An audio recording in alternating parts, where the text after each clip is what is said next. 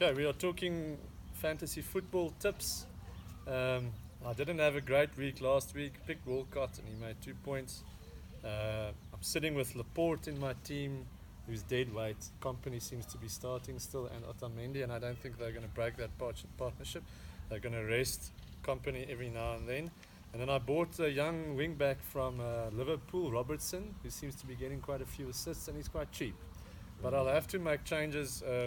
Sterling is doubtful, and as we always know, we hate the doubtful because you've got a 75% chance of playing, but sometimes guys are doubtful for 3-4 weeks, and it really messes up your fantasy. So I'll have to consider selling Laporte,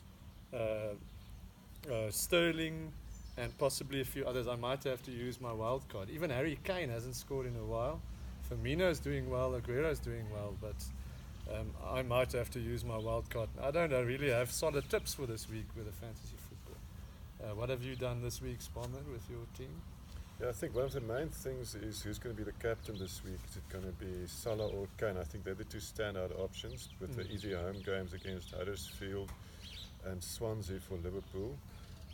I've stuck with Salah because of the midfield. I always like having a midfield as a captain as opposed to a striker, and he seems to be in slightly better form than Kane, although Kane can always go and score a hat-trick, so it's always a bit dicey when Kane's got an easy home game.